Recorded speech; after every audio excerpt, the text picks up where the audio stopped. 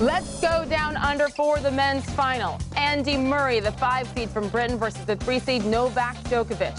First set, Murray on serve, and Djokovic in the far court sends the ball to the corner. Murray returns. Djokovic, the forehand winner, to the opposite corner. Djokovic would take the first set 6-4. To the second, Murray serving. It's break point for Djokovic. Murray's serve up the tee, called good for the ace, but Djokovic doesn't like the call, pointing the ball was wide. That's what he was saying, so call overruled. Point replayed. Murray serving. Djokovic ends up winning the break.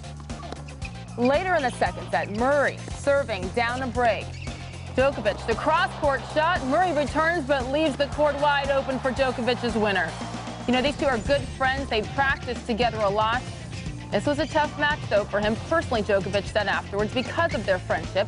Third set, Murray easily returns to Djokovic, but Djokovic with the backhand winner down the line, as you see again. Djokovic takes the first break of the third set. And then, amazing court coverage by Novak Djokovic here. Puts the ball away as Murray comes up to the net. Another break for Djokovic. And after a short rally, championship point, Novak Djokovic, just too much for Andy Murray. He looked nervous, Murray did, from the moment before they even came out on the court, and it showed throughout the entire match. Novak Djokovic wins the Australian Open for the second time, 6-4, 6-2, 6-3.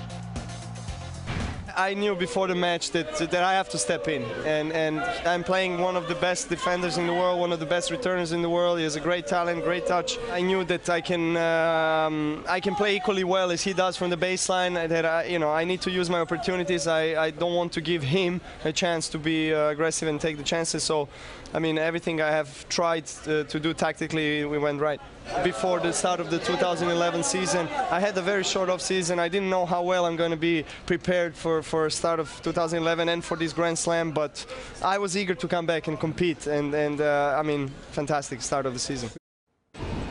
You know, he had to wait 12 Grand Slams before his second major title. His first came right in Australia in 2008. That is tied for the second most Grand Slam appearances between a player's first and second major victories in history, behind only Marat Safin Strout of 14.